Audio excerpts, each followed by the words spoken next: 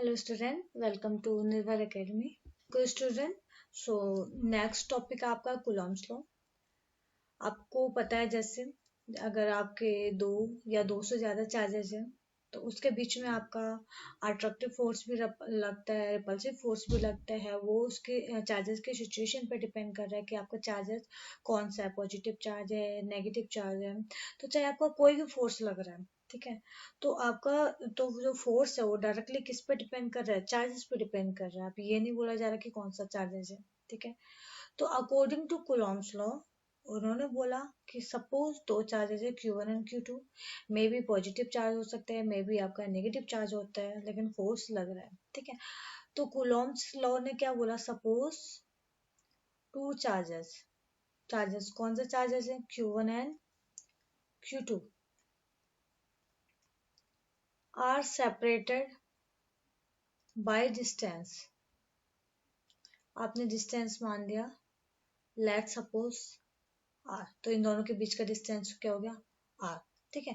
तो दोनों के बीच में मैंने फोर्स बोल दिया, लेट सपोज जो फोर्स वर्क कर रहा है एफ वर्क कर रहा है, तो force directly depend on both charges, दोनों चार्जेस पे डिपेंड करेगा, एक चार्जेस से इसमें काम नहीं चलेगा, ठीक है। दूसरा आपने देखा, force inversely proportional to distance between them, ठीक है। और ये जो लॉ फॉलो करेगा इसको बोलोगे आप इनवर्स स्क्वायर लॉ। क्या बोलोगे आप, इनवर्स स्क्वायर लॉ। ये इनवर्स स्क्वायर लॉ को क्या करेगा, फॉलो करेगा। ओके, जैसे कि आपने बोला ग्रेविटेशनल फोर्स की बात कर रहे हो, तो ग्रेविटेशनल फोर्स में आपके दो या दो से ज्यादा मासेस होते हैं और उसके बीच का आपका डिस्टेंस भी पता होता है कि कितने डिस्टेंस पे रखा है। विदाउट डिस्टेंस का आप ये नहीं बोल सकते हो कि दो बॉडी के बीच में ग्रेविटेशनल फोर्स वर्क कर रहा है, ठीक है। तो सिमिलरली चार्जेस में भी वही केस है कि दोनों के बीच में आपको डिस्टेंस का पता होना चाहिए, ठीक है। तो बेसिकली जो फाइनल जो फोर्स बनेगा F proportional to Q1 Q2 upon R square, ठीक है, ये तो बन गया। अब यहाँ पर मैं लिख रही हूँ आर कैप। अब आर कैप का बेसिक मीनिंग क्या है कि आपको ये डिफाइन करना पड़ेगा कि आपने चार्जेस कहाँ रखे, कि इसके कोऑर्डिनेट कौन से हैं, एक्स वाई जेड पे कोऑर्डिनेट में आपने चार्जेस कहाँ पर रखा है, वो चीज़ें आपको इसमें डिफाइन करना पड़ेगा। लेट सपोज कि कोई चार्जेस मेरे आसपास है, तो मैं ऐसा तो नहीं बोल सकती कि मेरे आसपास, तो हमें ये बताना पड़ेगा कि कितने डिस्टेंस पे, तो वो चीज आप कैसे मेजर करोगे, ठीक है। तो आर कैप जो बेसिकली आप निकालोगे वो होता R vector upon mod of R of vector, ठीक है। तो आप आर वेक्टर कैसे निकालोगे, आर वेक्टर को, आर वेक्टर को आप निकाल सकते हो X of I cap, Y of J cap plus Z of K का। इसका मीनिंग क्या है कि मैंने कोई भी चार्ज को, कोई भी पॉइंट को एक्स वाई जेड प्लेन में रखा हुआ है, ठीक है, जिसमें आई कैप रिप्रेजेंट कर रहा है एक्स डायरेक्शन को, वाई कैप रिप्रेजेंट कर रहा है जेड वाई डायरेक्शन को, और जेड कैप या के कैप रिप्रेजेंट कर रहा है आपका जेड डायरेक्शन को, ठीक है। तो ये क्या है आपका X direction, Y direction and Z direction. X Y Z क्या है, कोफिशिएंट ऑफ या coordinate of X Y Z plan, ठीक है। तो आप इस तरीके से निकाल सकते हो। सिमिलरली आप निकाल सकते हो आर वेक्टर मॉड, वो कितना आएगा, रूट ऑफ एक्स के कोऑर्डिनेट का स्क्वायर, एक्स का कोऑर्डिनेट क्या है आपका एक्स है, एक्स के कोऑर्डिनेट का स्क्वायर प्लस वाई के कोऑर्डिनेट का स्क्वायर प्लस जेड के कोऑर्डिनेट का स्क्वायर, ठीक है। तो आर वेक्टर का मॉड को आप कैलकुलेट कर सकते हो, वो इज इक्वल टू होगा आर के इक्वल, ओके। नाउ अब इसको, इस वैल्यू को आप यहाँ पर पुट करोगे, लेकिन अभी हम यहाँ पर पुट नहीं कर रहे हैं, ओके। सो तो हमारा टोटल फोर्स कितना है, F proportional to Q1 Q2 upon R square into R cap, ठीक है। अब आपको ये पता होना चाहिए कि आपने चार्जेस का मीडिया क्या रखा, लाइक इसके आपने चार्जेस रखे कहाँ हैं, ठीक है। उसके लिए हमें ये डिफाइन करना पड़ेगा, वो आप कैसे डिफाइन करोगे। तो यहाँ पर एफ प्रोपोर्शनलिटी आपका बेसिकली जो ब्रेक होगा वो होगा 1/4 pi epsilon naught Q1 Q2 upon R square into R of cap, ठीक है। अब ये जो एप्सिलॉन नॉट है यही आपको बताएगा कि आपने मीडिया कौन सा रखा है, ठीक है। तो बेसिकली जो एप्सिलॉन नॉट होगा वो आएगा आपको परमिटिविटी, एप्सिलॉन नॉट क्या होगा आपका? Permittivity in free space. Free space में आपका परमिटिविटी क्या है? ओके, सो अब आपका यहाँ पर टास्क है, आपको कैलकुलेट करना है एप्सिलॉन नॉट की वैल्यू और उसका यूनिट को कैलकुलेट करना है। ओके, अब आपको कैलकुलेट करना है unit of epsilon naught. Unit of epsilon naught कैसे कैलकुलेट करोगे? तो आपने फॉर्मूला देखा है F is equal to 1/4 pi epsilon naught Q1 Q2 upon R square into R of cap. ठीक है, अब यहाँ से आप एप्सिलॉन नॉट निकाल सकते हो, तो ये क्या ऊपर आ जाएगा, एफ कहाँ चला जाएगा, नीचे चला जाएगा, 4 pi of F Q1 Q2 upon R square R of cap. ठीक है, तो इसका यूनिट जैसे निकालोगे 1/4 पाई क्या होगा, कांस्टेंट होगा, और इसकी आपको वैल्यू जो क्या होगी वो आप निकाल सकते हो। यूनिट क्या होगा इसका, यूनिट लेस होगा, तो यूनिट किसका बचेगा इसमें, केवल फोर्स का बचेगा, तो फोर्स का यूनिट होगा 1/न्यूटन। चार्जेस का यूनिट क्या होता है, कूलॉम, तो ये दो चार्जेस है तो क्या होएगा, कूलॉम स्क्वायर। और डिस्टेंस का यूनिट क्या होता है, मीटर, कितना डिस्टेंस है, डबल है, तो क्या होगा, मीटर स्क्वायर। ठीक है, तो क्या आएगा, Newton inverse coulomb square metre inverse 2। ठीक है, तो ये आ गया यूनिट ऑफ एप्सिलॉन नॉट। और बेसिकली जो एप्सिलॉन नॉट की वैल्यू होती है, ये होता है 8.85 इंटू 10⁻12 माइनस का Newton inverse coulomb square metre -2। ठीक है, तो ये आपका आ गया value of epsilon naught. Okay okay, so अब यहाँ से क्या कर सकते हो, एप्सिलॉन नॉट की वैल्यू आपको पता है, तो 1/4 पाई एप्सिलॉन नॉट की वैल्यू आप कैलकुलेट कर सकते हो। कैसे, 1/4 पाई की वैल्यू कितनी होती है, 3.14 इंटू एप्सिलॉन नॉट की वैल्यू कितनी है, 8.85 इंटू 10⁻12। इसको आप जैसे कैलकुलेट करते हो जो वैल्यू आएगी, कितना आएगा, 9 इंटू 10⁻9, और इसको आप लिखोगे के। ओके, सो फाइनल जो आपका रिजल्ट आया, F is equal to K Q1 Q2 upon R square R of cap. तो ये आपका फाइनल रिजल्ट आ गया। ओके, अभी मैंने बात करी थी इनवर्स स्क्वायर लॉ का। ठीक है, तो आपने जो फॉर्मूला देखा, फॉर्मूला कितना है, F is equal to K Q1 Q2 upon R square of R cap. ठीक है, अब आप देख सकते हो, suppose R is equal to 0। ठीक है, तो फोर्स इज इक्वल टू कितना आ जाएगा, 1/0 का होल स्क्वायर, और 1/0 कितना होता है आपका, इनफाइनाइट। 0 का होल स्क्वायर क्या आएगा, 0। तो आप क्या देखो, जितना आपने बोला कि डिस्टेंस कितना है, 0 है, तो फोर्स क्या जा रहा है, मैक्सिमम फोर्स जा रहा है। अगर आपने डिस्टेंस ले लिया इनफाइनाइट, तो अब आप फोर्स का कैलकुलेट कर सकते हो। F इज इक्वल टू क्या आएगा, 1/इनफाइनाइट स्क्वायर। इनफाइनाइट स्क्वायर, इनफाइनाइट का स्क्वायर अगर आप निकालोगे कितना आएगा, इनफाइनाइट आएगा, तो 1/इनफाइनाइट कितना होता है, 0। तो अब आप क्या देख रहे हो, जितना ज्यादा डिस्टेंस होगा तो फोर्स क्या होगा आपका, उतना कम होगा। ठीक है, तो ये आपका है Coulomb law, most important topic है आपका। ओके, और ये एग्जाम में आपका आता है, बहुत बार आता है कूलॉम्स लॉ। ओके, तो आप इसे इजीली कर सकते हो।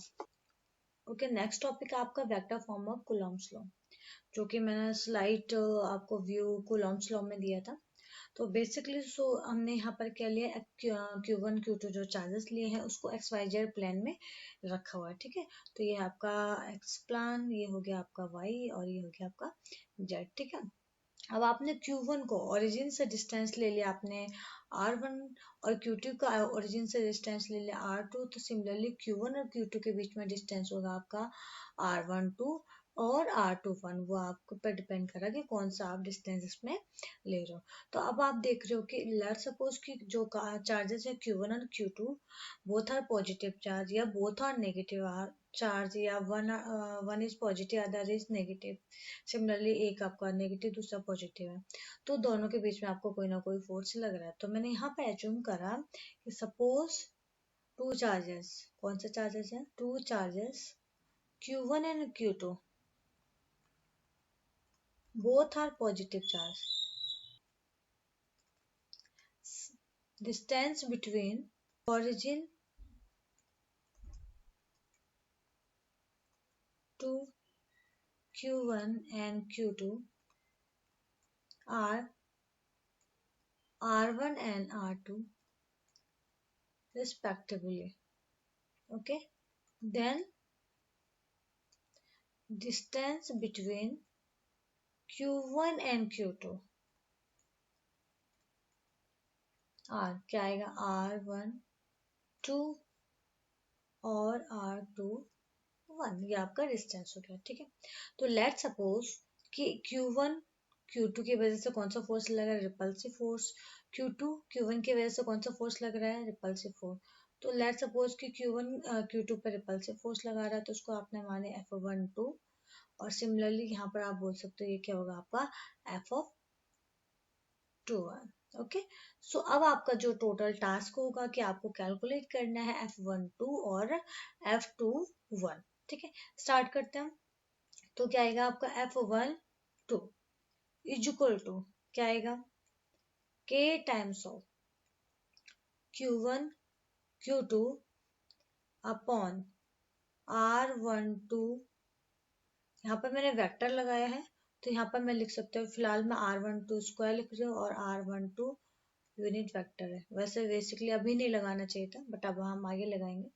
तो R12 यूनिट वेक्टर जो कि आपने पीछे लिया था क्या आएगा, R12 वेक्टर अपॉन R12, ये आपने निकाला था। ओके, अब यहाँ पर रख सकते हो आप F12 वेक्टर क्या आएगा, K Q1 Q2 upon R12 square और R12 वेक्टर अपॉन R12। तो कितना रिजल्ट आएगा, K Q1 Q2 upon R12, ये क्या हो जाएगा Q, और ये हो जाएगा R12 ऑफ वेक्टर हो जाएगा। अब आप क्या निकाल सकते हो इसमें से, R12 वेक्टर की वैल्यू निकाल सकते हो, क्या आएगा R2 vector minus R1 vector आएगा। तो आप इसमें निकाल सकते हो F12 vector is equal to क्या आएगा, K of Q1 Q2 upon R12 cube और R2 vector minus R1 vector. Okay student, so हमारा ये फर्स्ट रिजल्ट आ गया, F12 हम निकाल लिया। सिमिलरली हम इसमें निकाल सकते हैं F21, तो ये इसको हमने मान दिया इक्वेशन फर्स्ट। सिमिलरली अब आप निकाल दो इसमें F21। ठीक है, तो F21 इज इक्वल टू क्या हो गया, K आप यहाँ लिख सकते हो Q2 Q1 upon R21 cube और R21 वेक्टर। तो आप यहाँ पर ले सकते हो आप R21 vector is equal to क्या आएगा, R1 माइनस R2। ठीक है, अब एक चीज आपको समझना है कि सपोज कि अगर आप Q1 Q2 के बीच में डिस्टेंस आप देख रहे हो, Q1 से R12 हो गया, सिमिलरली Q2 Q1 के बीच में डिस्टेंस देख रहे हो, Q2 से R21 हो गया, बट आपका देखने का नजरिया है, बट डिस्टेंस क्या आपका सेम है। तो आप देख सकते हो R12 इज इक्वल टू होगा आपका R2O1। ठीक है, तो यहाँ पर आप लिख सकते हो K Q2 Q1 को लिख सकते हो K1 Q2, कोई फर्क नहीं पड़ेगा। R12 या 21 को आप लिख सकते हो R12 क्यूब, और ये क्या आएगा R1 माइनस, ये आपका सेम नहीं होगा, क्यों, क्योंकि डायरेक्शन, ये क्या आपका मैग्नीट्यूड है, मतलब टोटल डिस्टेंस कितना है, डायरेक्शन क्या है, दोनों की अपोजिट डायरेक्शन है। तो यहाँ से आप जैसे माइनस को कॉमन लोगे, क्या लिया आपने माइनस को कॉमन, के Q1 Q2 upon R12 cube और ये क्या आएगा R2 vector minus R1 vector हो जाएगा। ये क्या होगा माइनस माइनस प्लस, ये क्या हो गया माइनस। ठीक है, तो ये आपका निकल गया f(2 1) वेक्टर। तो इसको आप मान सकते हो equation second. Now compare equation first by second या सेकंड बाय और सेकंड बाय फर्स्ट। ठीक है, कंपेयर कर लो। तो अब आपका रिजल्ट क्या आएगा? तो बेटा अब आपका रिजल्ट क्या आएगा? f(2 1) जैसे आपने कंपेयर करा, राइट हैंड साइड का ये जो क्वांटिटी दिख रही है किसके इक्वल है? f(1 2) के इक्वल है, तो रख दो माइनस का f(1 2) वेक्टर। ठीक है, तो आपको कुछ ये रिजल्ट कुछ मिलता जुलता दिखता है। कैसे? ये है basically verification of Newton's third law of motion from Coulomb's vector form. ठीक है, तो आपका इस तरीके से क्वेश्चन बनता है कि कूलॉम्स वेक्टर फॉर्म से आपको क्या कैलकुलेट करना है, Newton's third law of motion या derive Newton's third law of motion from coulomb law. ठीक है, तो आप इजीली इसमें से डेराइव कर सकते हो। मोस्ट इंपॉर्टेंट क्वेश्चन है, आप इसको कर लीजिए। ठीक है, इसके बेस पे न्यूमेरिकल क्वेश्चन आपके आते हैं। ये टॉपिक अगर समझ में आ गया तो न्यूमेरिकल क्वेश्चन भी आप इजीली कर सकते हो। ओके ओके स्टूडेंट, सो हमारा जो नेक्स्ट क्वेश्चन है ये है based of vector form of Coulomb's law. ठीक है, जो हमने थ्योरी पढ़ी थी उसको हम एक्सपेरिमेंटली हम उसको अप्लाई करने वाले हैं या न्यूमेरिकली उसको अप्लाई करने वाले हैं। तो क्वेश्चन कुछ इस तरीके से, कैलकुलेट टोटल फोर्स एट ए। ठीक है, तो आप देख रहे हो कि हमारे स्क्वायर है, वो साइड इज 2 है। ठीक है, उसका साइड 2 है। हमारे स्क्वायर पे कुछ चार्जेस रखे हुए हैं, जैसे ए पॉइंट पे चार्ज है +q, बी पे -q, सी पे +q और डी पे -q। तो आप देख रहे हो कि ए और बी के बीच में जो फोर्स लगेगा वो कौन सा फोर्स लगेगा? अट्रैक्टिव फोर्स लगेगा। सिमिलरली ए और डी के बीच में अट्रैक्टिव फोर्स लगेगा और ए और सी के बीच में रिपल्सिव फोर्स लगेगा। ठीक है, तो लगा देते हैं। सो ए और बी के बीच में अट्रैक्टिव फोर्स कैसा लगेगा? कुछ इस तरीके से लगेगा। इस फोर्स को आपने मान लिया एफ ऑफ बी। ए और डी के बीच में अट्रैक्टिव फोर्स लगेगा, कैसा लगेगा? F of D A. और ए और सी के बीच में फोर्स लगेगा, रिपल्सिव फोर्स, वो क्या लगेगा? एफ ऑफ सी। ठीक है, तो अब आपको क्या निकालना है? टोटल फोर्स है। तो अब आप देख रहे हो कि टोटल फोर्स कितने लग रहे हैं? इस पे 3 फोर्स लग रहे हैं, तो तीनों फोर्स को आपको कैलकुलेट करना है। So total force at A,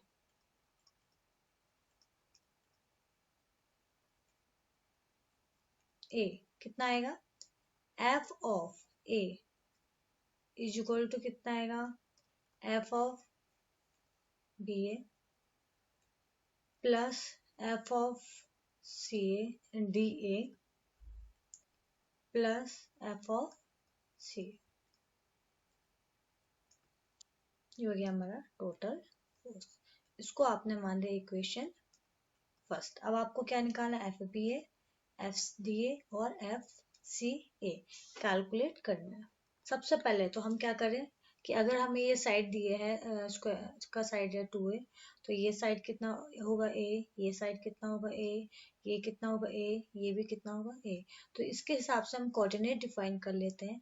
a पे जो कोऑर्डिनेट आएगा आपका आएगा a और a। ठीक है, b पे कोऑर्डिनेट आएगा आपका क्या? -a a। c पे कोऑर्डिनेट आएगा -a -a। और डी पे कोऑर्डिनेट आएगा ए और -a। तो अब आपको क्या निकालना है? इसके हेल्प से आपको निकालना है टोटल फोर्स। तो स्टार्ट कर देते हैं। हम कैलकुलेट करते हैं F of A means F of B. ठीक है, एफ ऑफ बी ए कैसे कैलकुलेट करोगे? के बी पे चार्ज क्या आपका? -q। ठीक है, और ए पे चार्ज क्या आपका? +q अपॉन उसके बीच में डिस्टेंस क्या होगा? R of B A cube और R of B A vector. अब आपको क्या निकालना है, R of B A vector. ठीक है, तो R of B A vector is equal to क्या आएगा, R A vector minus R of B vector. ठीक है, आर ए कैसे निकालोगे, A I cap A J cap minus A I cap plus A of J cap, ऐसे तो निकालोगे। ठीक है, यहाँ पर क्या आपका x1 y1, ये क्या आपका x2 y2, ये क्या आपका x3 y3 और ये है आपका x4 y4। ठीक है, इसको सॉल्व करो, क्या आएगा result, A of I cap A of J cap, ये क्या होगा minus minus plus A of I cap और minus A of J cap. ठीक है, ए ऑफ जे कैप से A of J cap cancel, तो क्या आएगा 2a आई कैप। ठीक है, प्लस 0 जे कैप, तो R of B A vector आपका ये निकल गया। ठीक है, तो आर ऑफ बी ए कैसे निकालोगे आप, स्क्वायर रूट ऑफ एक्स के कोऑर्डिनेट का स्क्वायर 2a का होल स्क्वायर प्लस 0 का होल स्क्वायर, कितना रिजल्ट आएगा 2a का होल स्क्वायर, स्क्वायर रूट से स्क्वायर कैंसिल, कितना बचेगा 2 ऑफ ए। सो आप यहाँ निकाल सकते हो F of B A vector is equal to क्या आएगा माइनस का K Q square, R of B A कितना आया आपका 2a का होल क्यूब और ये कितना आया 2a आई कैप प्लस 0 क्या है जे कैप, वो 0 आ जाएगा। यहाँ से 2a से एक 2a कैंसिल हो सकता है, तो क्या रिजल्ट आएगा माइनस का K Q square upon 2a का होल स्क्वायर आई कैप, तो ये निकल गया F of B A vector. तो ये हो गया आपका एफ ऑफ बी ए, इसको आपने मान लिया इक्वेशन सेकेंड। अब आपको क्या निकालना है, F of C A vector. ठीक है, एफ ऑफ सी क्या आएगा के, ए पे कोऑर्डिनेट सी ए ने डी ए पे कोऑर्डिनेट क्या था आपका प्लस क्यू, डी पे कोऑर्डिनेट क्या था minus Q upon R of D A cube और R of D A vector. ठीक है, अब फिर से आपको क्या निकालना है, R of D A vector और R of D A cube. फिर से इसमें आप निकाल सकते हो F of D A vector is equal to कितना आ जाएगा minus K Q square, R of D ए निकाला क्या है 2a का होल क्यूब और यहाँ क्या आएगा 2a जे कैप, 2a से 2a कैंसिल, तो रिजल्ट क्या बचा माइनस का K Q square upon 2a का whole square of J cap. ठीक है, तो ये हमारा रिजल्ट निकल गया और ये हमारा हो गया इक्वेशन नंबर सेकेंड। सिमिलरली अब आपको क्या निकालना है, F of C is equal to कितना आएगा, ए पे कोऑर्डिनेट ए पे चार्ज कौन सा प्लस क्यू, सी पे चार्ज क्या आपका प्लस क्यू, तो K Q Q upon R C A cube और आर सी ए वेक्टर। ठीक है, अब आपको फिर से क्या निकालना, आर सी ए वेक्टर निकाल दो उसमें, R C A vector is equal to क्या आएगा R A vector minus R of C vector. ठीक है, आर ए वेक्टर क्या आएगा A of I cap plus A of J cap minus R C कितना minus A of I cap minus A of J cap. ठीक है, तो कितना आ जाएगा A of I cap A of J cap minus minus plus A of I cap A of J cap. ठीक है, तो रिजल्ट क्या बचा, 2a of I cap plus 2a of J cap. ठीक है, सिमिलरली आप निकाल सकते हो R of C A is equal to X के कोऑर्डिनेट का स्क्वायर प्लस वाई के कोऑर्डिनेट का स्क्वायर। कितना आ जाएगा रिजल्ट, 2 ए का और स्क्वायर, 2 थे, स्क्वायर रूट से स्क्वायर कैंसिल, तो क्या बचेगा 2a रूट ऑफ 2। कुछ इस तरीके से रिजल्ट बचेगा, रख दो भाई यहाँ वैल्यू।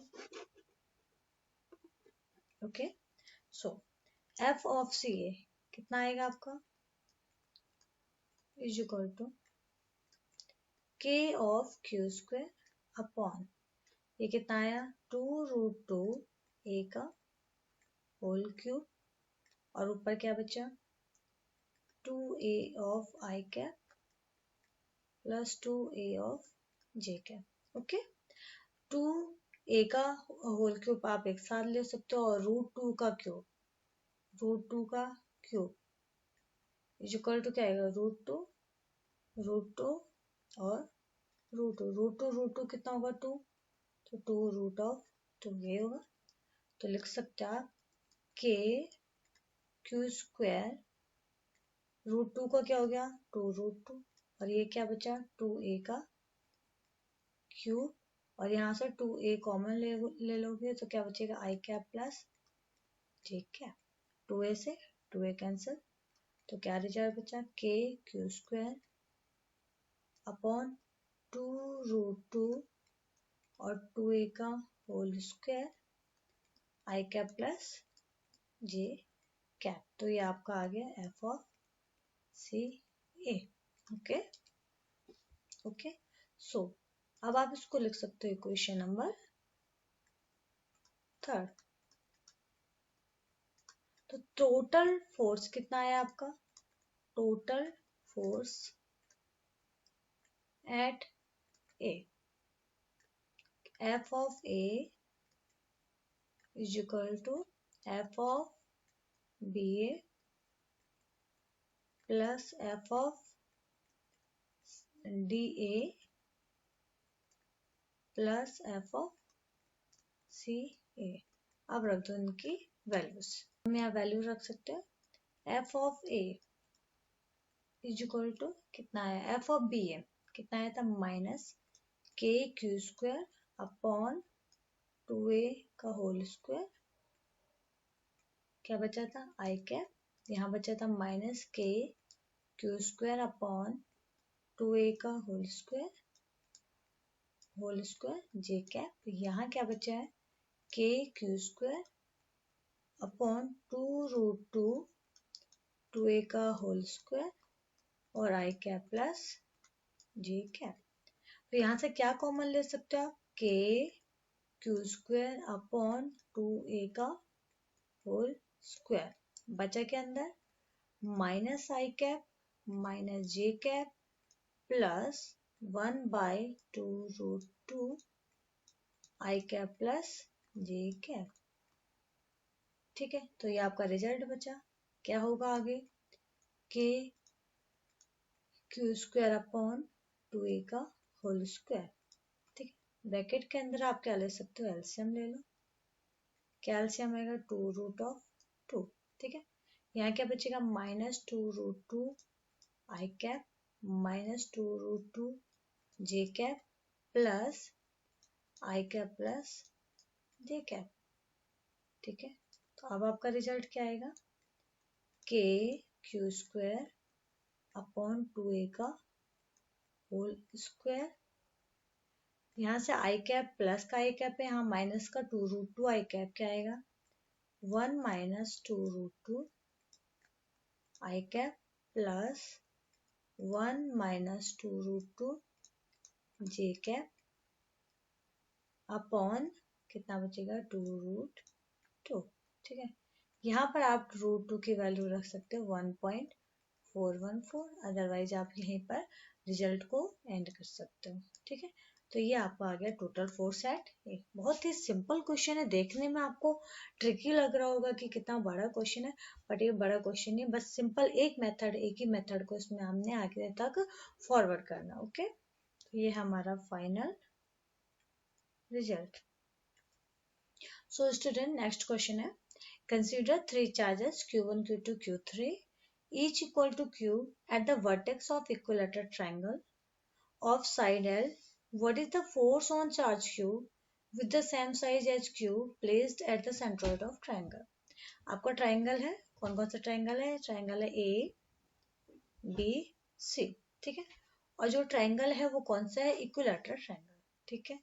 तो सबसे पहले जो इसका एंगल होगा, कितने डिग्री का एंगल होगा? ये 60 डिग्री का होगा। तो सिमिलरली ये भी 60 डिग्री का और ये भी 60 डिग्री का होगा, ठीक है। अब आपने क्या करा, ए से आपने परपेंडिकुलर ड्रॉ किया, कहाँ किसके बीच में? बी सी के, उसको आपने कंसीडर कर लिया डी। बी से परपेंडिकुलर ड्रॉ किया ए सी के बीच में, इसको आपने कंसीडर किया ई। और सिमिलरली सी से परपेंडिकुलर ड्रॉ किया किसके बीच में? ए बी के बीच में, इसको आपने लिख दिया एफ। ओके, अब आपको सबसे पहले इक्विलैटरल ट्रायंगल है तो उसका जो साइड दिया गया है, क्या साइड है? एल साइड है। ओके, अब आपको क्या क्या वैल्यूज निकालने, सबसे पहले हम एंगल्स को डिफाइन कर लेते हैं कि इसमें हम एंगल्स, बाकी एंगल्स को हम कैसे कैलकुलेट करेंगे। ओके, तो सबसे पहले हम निकाल देते हैं। सबसे पहले ये कंसीडर करो कि ये पॉइंट कौन सा आपका? ओ पॉइंट है। ओके, अगर आप देख रहे हो कि ये 60 डिग्री का बन रहा है तो ये कितने डिग्री का बनेगा आपका? 30 डिग्री का बनेगा। ये कितने डिग्री का बनेगा आपका? 90 डिग्री का बनेगा। सिमिलरली ये कितने डिग्री का है? 90 का। और ये कितने डिग्री का आपका? 30 डिग्री का, ठीक है। फिर आपने देखा है एंगल ऑफ ट्राइंगल कितने डिग्री के इक्वल होता है? 180 डिग्री, ठीक है। तो एंगल ऑफ ट्राइंगल, ट्राइंगल हम ले लेते हैं O B D, equal to कितने डिग्री का बनेगा? 180 डिग्री, ठीक है। तो एंगल ऑफ ट्राइंगल क्या आ जाएगा? Angle of O plus angle of B plus angle of D equal to कितना आएगा? 180 डिग्री। एंगल ऑफ ओ हमें नहीं पता, एंगल ऑफ बी कितना आएगा? 30 डिग्री। और एंगल ऑफ डी कितना है आपका? 90 डिग्री इक्वल टू कितना हो गया आपका? 180 ऑफ डिग्री, ठीक है। तो एंगल ऑफ ओ ये कितना आ जाएगा? 120 डिग्री इक्वल टू कितना आ गया? 180 ऑफ डिग्री। तो angle of O equal to आप निकाल सकते हो, ये कितना आएगा? 180 डिग्री माइनस 120 ऑफ डिग्री, ठीक है। तो ये कितने डिग्री का एंगल बन गया आपका? 60 डिग्री का। तो ये एंगल कितने डिग्री का बना आपका? 60 डिग्री का बना, ठीक है। तो ये एंगल कितने डिग्री का बनेगा आपका? 60 डिग्री का। तो ये 60 डिग्री का है तो ये भी कितने डिग्री का होगा? 60 डिग्री का। और ये भी कितना होगा आपका? 60 डिग्री का एंगल बनेगा, ठीक है। यहाँ तक तो हमारा एक कैलकुलेशन हो गया। अब हमें क्या करना है? नेक्स्ट कैलकुलेशन करना है। ओके स्टूडेंट, तो अब आपने देखा कि ए पे जो चार्ज है वो कौन सा चार्ज है आपका? प्लस क्यू चार्ज है। बी पे जो चार्ज है वो कौन सा चार्ज है? प्लस क्यू चार्ज है। और सी पे चार्ज क्या आपका? प्लस क्यू चार्ज है। ओके, अब आप देख रहे हो जो ओ पे चार्जेस, ये जो आपने ओ पॉइंट लिया था, यहाँ पे जो चार्जेस है आपको प्लस कैपिटल क्यू है, ठीक है। अब इस प्लस कैपिटल क्यू और ए बी सी पे जो चार्जेस सारे के सारे एक दूसरे पे क्या लगा रहे हैं? रिपल्सिव फोर्स लगा रहे हैं। तो बेसिकली हमें ओ पे निकालना है तो ओ पे ही कंसीडर करते हैं। तो ओ पे ए की वजह से रिपल्सिव फोर्स क्या लगेगा? ये लगेगा इस डायरेक्शन में। ओ पे बी की वजह से रिपल्सिव फोर्स क्या लगेगा? इस डायरेक्शन में लगेगा। ओ पे सी की वजह से रिपल्सिव फोर्स क्या लगेगा? आपका इस डायरेक्शन में लगेगा। उसको आपने मान दिया F1, उसको मान दिया आपने F2, इसको मान दिया आपने F ऑफ 3, ठीक है। तो टोटल फोर्स एट ए कितना आएगा? At O, not A, at O कितना आएगा? F of O is equal to, यहाँ मैं एफ ओ लिख रही हूँ, यहाँ फ्री स्पेस नहीं है, अभी हम ओ पॉइंट पे निकाल रहे हैं, ठीक है। वैसे तो फ्री स्पेस में ही चार्जेस रखे हुए हैं। तो क्या आएगा? F of 1 plus F of 2 plus F of 3, ठीक है। तो ये हो गया आपका इक्वेशन फर्स्ट। अब आपका जो टास्क बनता है इसमें क्या निकालना है? F1 F2 and F3। तो निकाल दो आप F1। F1 किसके किसके बीच में निकल रहा है आपका, ए और ओ के बीच में, तो उसके लिए आपको क्या डिस्टेंस निकालना पड़ेगा, F1 इज इक्वल टू क्या आएगा, के क्यू क्यू अपॉन ए ओ स्क्वायर। ठीक है, अब आपको क्या निकालना है, बेसिकली ए ओ को कैलकुलेट करना है। ठीक है, अब आप ए ओ को कैसे कैलकुलेट करोगे, उसके लिए अब फिर से लेना पड़ेगा क्या, फ्रॉम कौन सा triangle, triangle A B D. ठीक है, उसके लिए अब आप निकाल दो from triangle A B D. अगर आपको ये वाला एंगल पता है 60 डिग्री का, ठीक है, और आपको बेस पता है, हाइपोटेनियस पता है, तो आप क्या निकाल सकते हो, परपेंडिकुलर निकाल सकते हो। कैसे निकाल सकते हो, sine of 60 degree is equal to, ठीक है, परपेंडिकुलर क्या आपका A of D upon hypotenuse कितना है आपका ए ऑफ बी। ठीक है, तो A of D is equal to क्या आएगा, A of B sine of 60 degree. ठीक है, तो A of B sine of 60 degree कितना आएगा, √3/2। तो A of D is equal to कितना है, ए बी कितना आपका एल √3/2। ओके, अब आपको पता है परपेंडिकुलर, अगर आपको पता चल गया तो आपने देखा था फ्रॉम इक्विलेटरल ट्रायंगल, सेंट्रोइड अगर आपको कैलकुलेट करना होगा, सेंट्रोइड लाइक एज आपको कैलकुलेट करना है ए ओ, ये आपको कैलकुलेट करते हो 2/3 ऑफ ए डी, और अगर आपको कैलकुलेट करना है ओ डी तो ये क्या आएगा 1/3 ऑफ ए डी। किसकी वजह से है, due to equilateral triangle, triangle. Okay, तो अब निकाल दो A of O is equal to क्या आएगा, 2/3 ऑफ ए डी कितना है आपका L√3/2, 2 से 2 कैंसिल, तो क्या है L√3/3। तो इसको लिख सकते हो क्या, L√3, 3 को क्या लिख सकते हो, √3 × √3, तो कितना बचेगा L/√3। क्लियर है, तो आपका ए ओ इज इक्वल टू क्या है, L/√3। ठीक है, अब आप क्या देख रहे हो कि इक्विलैटरल ट्रायंगल है, तो अगर आपने ए ओ निकाल दिया तो बी ओ और सी ओ सारे के सारे किसके इक्वल होगा, ए ओ के इक्वल होगा, क्या होगा L/√3। तो ये चीज आपने इसमें याद रखनी, ओके। अब स्टूडेंट, अब आप निकाल सकते हो F(1) इज इक्वल टू के क्यू क्यू ए ओ कितना निकाला आपने, L/√3 का होल स्क्वायर। ओके, तो कितनी वैल्यू आ जाएगी आपका, के क्यू क्यू, इसके अपॉन में 1 लिख सकते हो, और ये अपॉन में कितना आएगा एल स्क्वायर, √3 का होल स्क्वायर क्या आएगा, 3 आएगा। फर्स्ट फोर्थ सेकेंड थर्ड से आपने मल्टीप्लाई करना है, तो क्या आएगा F(1) इज इक्वल टू 3 के Q Q upon L of square. Okay, तो ये आपका बनता है इक्वेशन नंबर सेकेंड। अभी आपने F1 निकाल लिया, अब आपको क्या निकालना है, F2 and F3। Okay, so अब F2 कैसे निकालोगे, F(2) इज इक्वल टू क्या आएगा, K Q Q upon B O का होल स्क्वायर। तो ये भी कितने किसके इक्वल है, क्योंकि B O is equal to क्या आपका सेम ए ओ के इक्वल है, तो कितना रिजल्ट आएगा 3 के Q Q upon L square. ठीक है, सिमिलरली आपने F3 निकाल दिया, F3 इज इक्वल टू क्या आएगा, के क्यू क्यू अपॉन सी ओ स्क्वायर, तो कितना आएगा 3 के Q Q upon L square. Okay, ये आ गया आपका इक्वेशन नंबर थर्ड, और ये हो गया इक्वेशन नंबर फोर्थ। ओके, अब आपको क्या देख रहे हो, F naught is equal to क्या आ गया, F1 plus F2 plus F3। But अभी हम आपके डायग्राम में चलते हैं, वहां देखो हमारे पास क्या रिजल्ट निकालता है। ओके, अब स्टूडेंट आपको क्या दिख रहा है, हमने निकाल दिया F1 F2 and F3। But ध्यान से देखना कि F2 और F3 के बीच में एंगल ये कितने डिग्री का बना है, 60 डिग्री का, और ये कितने डिग्री का बना है, 60 डिग्री का।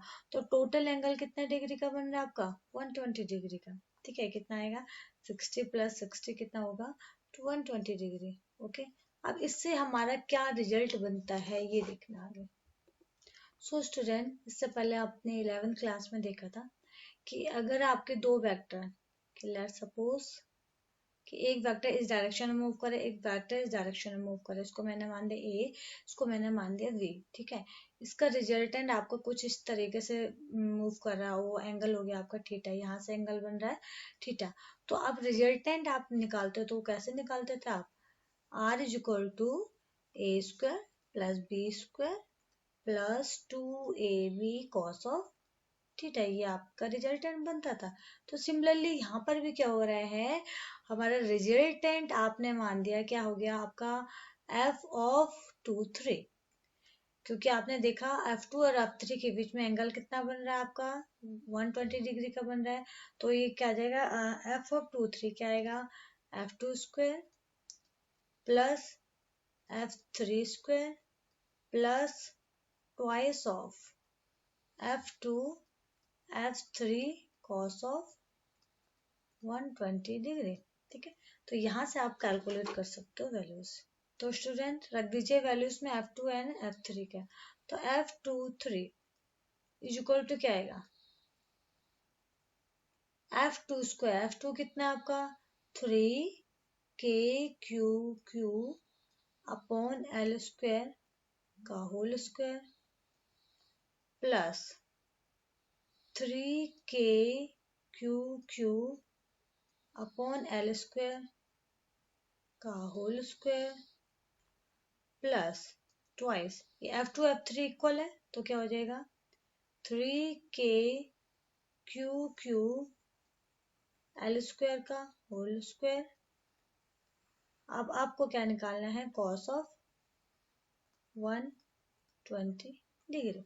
अब आप कॉस ऑफ 120 डिग्री कैसे कैलकुलेट कर सकते हो। ठीक है, तो कॉस ऑफ 120 डिग्री यहाँ पर मैं साइड में लिख देती हूँ, क्या cos of 120 degree is equal to कितना आएगा, कॉस ऑफ 90 प्लस 30। ठीक है, अब आपको मैं थोड़ा सा 10th क्लास में जंप कर रही हूँ, यहाँ बताने जा रही हूँ कि कैसे निकालोगे। लाइक है ये आपका हो गया फर्स्ट क्वाड्रेंट, ये हो गया आपका सेकंड क्वाड्रेंट, ये आपका थर्ड क्वाड्रेंट, और ये क्या हो गया आपका फोर्थ क्वाड्रेंट।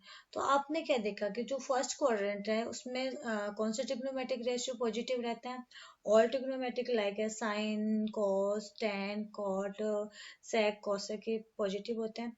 सेकंड में जो आपका पॉजिटिव होता है साइन ऑफ कॉसेक पॉजिटिव होते हैं, बाकी सारे नेगेटिव होते हैं। थर्ड में टेन और कॉट पॉजिटिव होते हैं, बाकी सारे नेगेटिव होते हैं। फोर्थ में आपका होगा कॉस एंड सेक पॉजिटिव होगा, बाकी सारा नेगेटिव होगा। ठीक है, तो अब आप क्या देख रहे हो, cos of 90 plus 30, 90 into even, जब भी आपका 90 इंटू इवन हो गया, इवन लाइक एज 1 3 समथिंग, तो कॉस थीटा किस में कन्वर्ट होगा, साइन थीटा, या मैं इसको बोल सकती हूँ इस तरीके से, और साइन थीटा किस में कन्वर्ट होगा, cos theta. Similarly tan theta किस में कन्वर्ट होगा, कॉट थीटा में, और सिमिलरली सेक थीटा किस में कन्वर्ट होगा, कॉसेक में। ठीक है, ये चीजें आपने देखी है। तो अब आप देख रहे हो 90 इंटू इवन किस में कन्वर्ट हो गया, साइन। सेकेंड क्वाड्रेंट में तो कितना आ जाएगा आपका, माइनस का साइन 30, तो माइनस साइन 30 कितना होता है आपका, -1/2। ठीक है, तो आप निकाल सकते हो f of 2 3 is equal to, इन दोनों को ऐड करोगे तो कितना आएगा, twice of 3 k upon L square का होल स्क्वायर प्लस ये कितना बचेगा, twice 3 k upon L square, और ये कितना हो जाएगा साइन ऑफ 30, और ये साइन क्या हो जाएगा यहाँ पर माइनस साइन। ओके, साइन 30 कितना होता है 1/2, तो twice 3k Q Q upon L square square, और ये क्या हो जाएगा -2 3k Q Q upon L square, और ये क्या हो जाएगा 1/2, तो 1/2 से 2 कैंसिल हो गया, तो रिजल्ट क्या बचा 2 3k Q Q upon L square का होल स्क्वायर, और माइनस का 3k Q Q upon L square का होल स्क्वायर। ओके, सो अब आप यहाँ से रिजल्ट निकाल सकते हो। ओके स्टूडेंट, सो हमारा रिजल्ट क्या आया, f of 2 3 is equal to, यहाँ 2 था यहाँ 1 था, कितना बचेगा 3k Q Q upon L square का होल स्क्वायर, स्क्वायर से स्क्वायर रूट कैंसिल, कितना बचा आपका 3k Q Q upon L square, आपका रिजल्ट बच गया। ये क्या आपका आ गया f of 2 3। ठीक है, तो यहाँ से आपको f of 2 3 कैलकुलेट हो गया। ये इस क्वेश्चन नंबर 4। ओके, अब आपको फाइनली कैलकुलेट। ओके स्टूडेंट, तो total force at O is equal to, basically हमारा आया था F1 plus F2 plus F3। ठीक है, ये वेक्टर फॉर्म में थे। ठीक है, F1 कितना आया 3k Q Q upon L square. ठीक है, और F23 का रिजल्टेंट क्या आया था आपका F23 प्लस का F23। ठीक है, अब आप क्या देख रहे हो कि अभी मैं डायग्राम से दिखाती हूँ। ओके, सो स्टूडेंट, हमने क्या रिजल्ट निकाला, इन दोनों का रिजल्टेंट क्या बना आपका, इस डायरेक्शन में बना, वो क्या आपका आ गया F23। ठीक है, तो अब आप क्या देख रहे हो F23 और F1 के बीच में आपका एंगल कितना डिग्री का बन रहा है 180 डिग्री का बन रहा है। ठीक है, तो आपका F1 और F2 एक दूसरे को क्या करेगा कैंसिल आउट करेगा। सो अब आप क्या देख सकते हो, हमारा जो रिजल्ट बनेगा टोटली क्या बनेगा 3k Q Q upon L square, ये क्या आएगा माइनस, क्योंकि 180 डिग्री था, 3k Q Q upon L square, तो total force at O is equal to कितना बच गया बेटा 0। ठीक है, तो ये था हमारा मोस्ट इम्पॉर्टेंट रिजल्ट, ये चीज ध्यान रखना।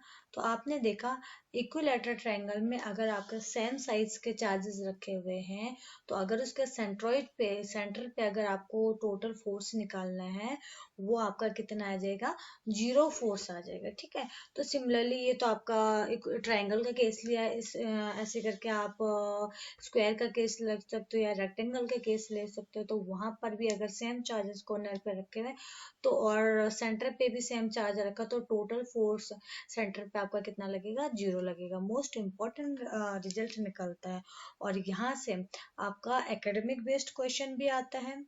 ये क्या आपका एकेडमिक बेस्ड क्वेश्चन भी है और कॉम्पिटिटिव बेस्ड क्वेश्चन भी है। ठीक है, तो ये चीज आप कर लेना। ओके।